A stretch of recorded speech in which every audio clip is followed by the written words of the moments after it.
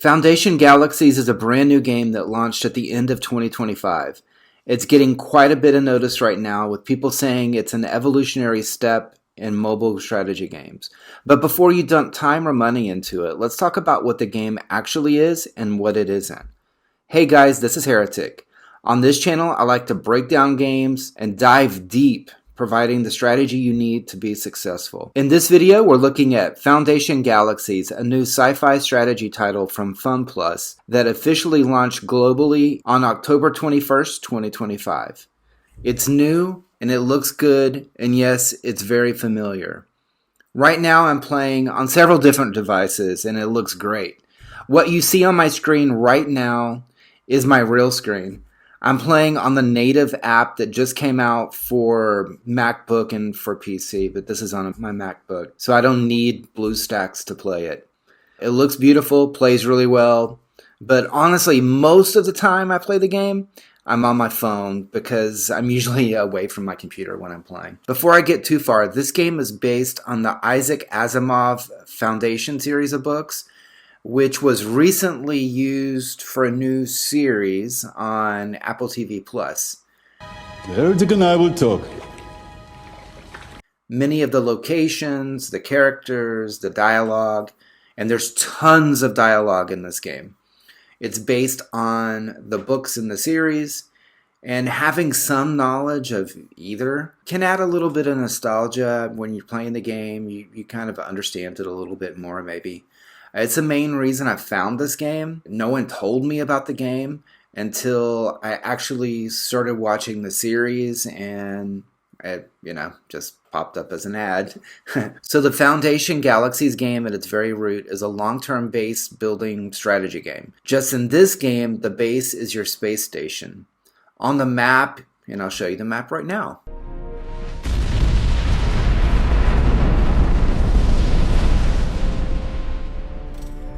You'll be using a fleet of ships. So I have two different ships right now, main ships. And I'm going to go move over here so you can actually see them. And so you're not stuck with your castle or your base on a map. You're moving around with it at all times. And not only am I here, and this looks absolutely gorgeous, and you can zoom in and out. And so you can see the small area that I've explored here. Anything in this light blue is just areas I haven't explored. You can see all of the other ships in this section of the map. You can zoom out and dang, look at it. One thing I didn't notice, because I was a noob, I didn't know anything about the game when I first started playing, is that you have different border regions. And so whenever you first start the game, and what happened to me is I joined this game with some friends, and my friends were all way down here in this border region 3. And you can't just fly between each of these. Now you can go within your border region, you can take hyperports between each of these sections, it's huge. The map is huge. But then there's border regions. You can see here 1, 2, 3, and 4. Right now, the only way to get between them is to not be in a guild, and you can use, and I'll show you here. Let me zoom back in. Let me back out here, and I'm going to go to my storage. And it may seem complicated from what I'm doing. I promise it's not that complicated once you get into it. But within here, you have this right here. So if you join this game with some friends and they're in different regions as you can't be in the same guild. You can't, you can message each other, but you can't actually play together. So what you'll want to do is, if you're already in a guild, leave it, and then one of you or all of you pick the border region that you want to go to, and you can just use it here, and it'll teleport you. You'll be able to pick, basically, where you end up. So I thought that was really cool, but I was an absolute noob at the beginning. It took a couple days before we figured that out, which is embarrassing. But now we're all playing, and we're in this region up here, and we can go through all of this blue area on the map, we can go through, and if I zoom in, dun, dun, dun. Let me zoom out a little bit. Yeah. And so within here, I could go around and explore. And when you explore these areas, you have different enemies to fight. You have different things to explore. You have new minerals and water, ice crystals that you can gather. And same thing on these different planets, the same sort of thing. You have little quests and things that you can do, a shop that's on there. And my guild actually owns a lot of planets. So one of the there's a lot of good things about being within a guild. So at the beginning of the game, it's all going to be PvE. You're going to be exploring around, you're going to be fighting against aliens and on different planets, and there's all kinds of quests and there's all kinds of things to do to keep you busy and kind of going through the game and learning the game. And then once you get out of like the main, like that part of the story where you're kind of stuck in it, eventually you'll get to the point where you can get into guilds, and you'll want to pretty quickly, because within guilds, here, let me go to my actual ship. So within a guild, there's a lot of cool things that I can do.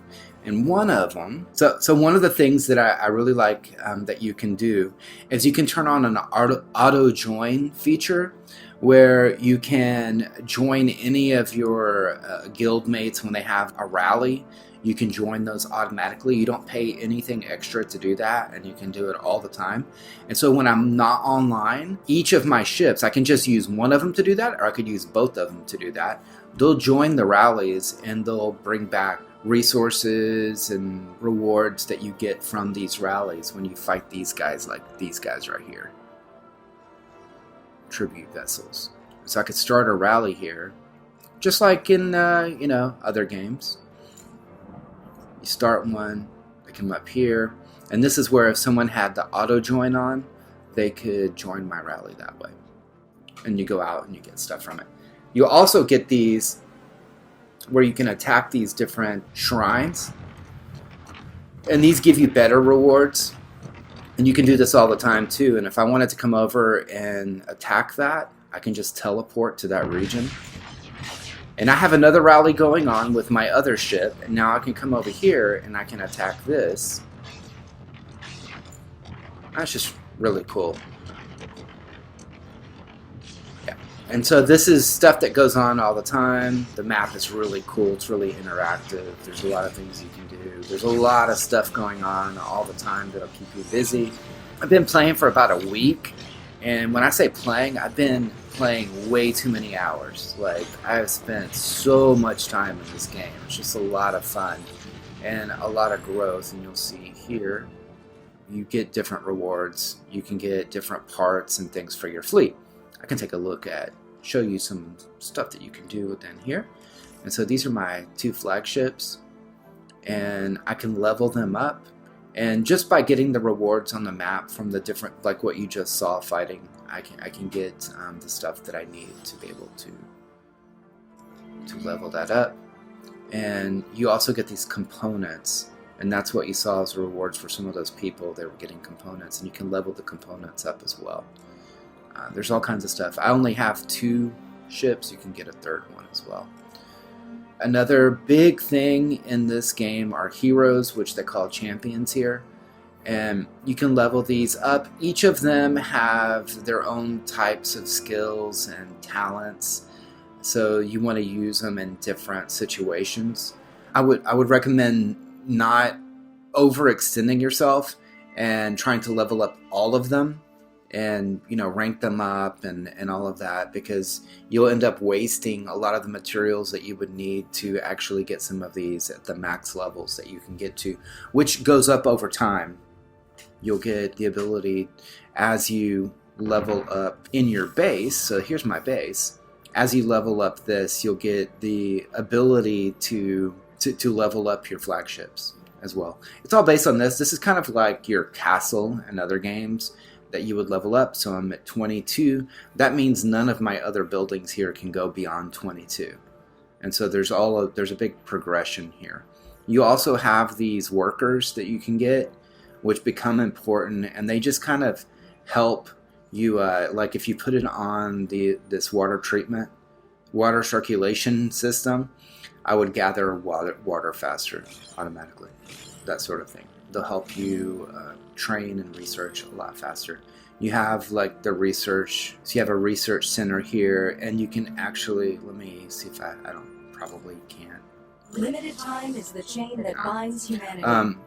You can research different skills. You have your PvE and your gathering type skills, and you have your PvP type skills, your offensive and defensive skills there.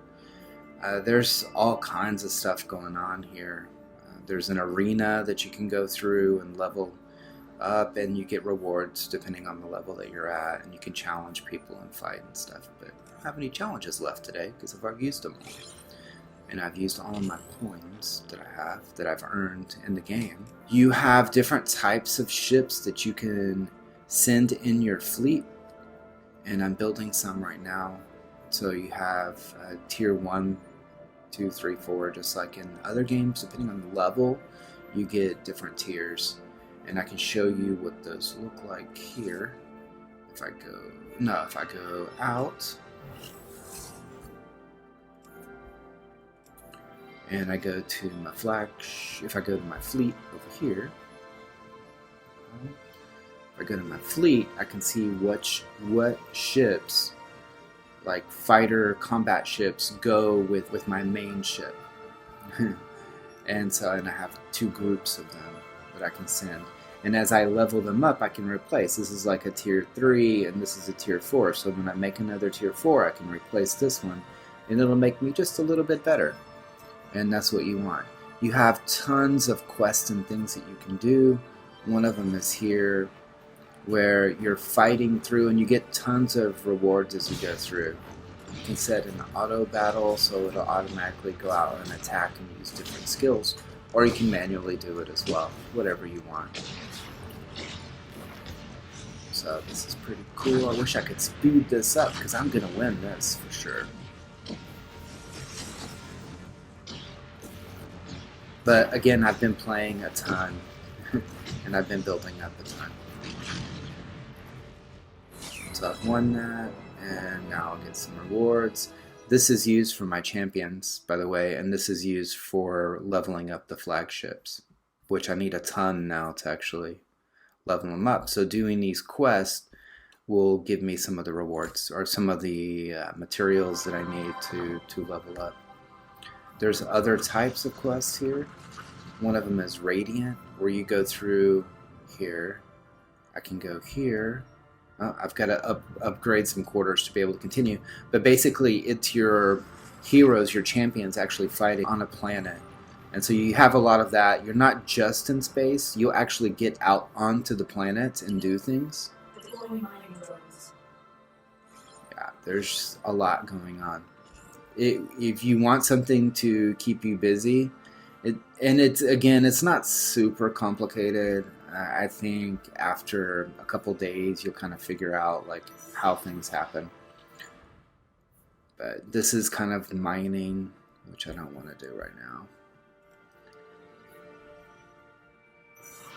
There are trade ships going out that you can attack. You can attack other people's trade ships, which is not a real nice thing to do, but you can also hack them and steal some of the things that they're supplying, because there are quests where you offer your services to move some things and guard those things, between one system and another, so you can go and you get paid for it. So it's just a way to gather resources, basically. There are a ton of events and a ton of things going on. I mean, I could just go through on and on and on. There's a great guild interface here with tons of things to do. You can build a event calendar of things that you're going to do. You can set it in UTC or your local time. You can see them in UTC or your local time.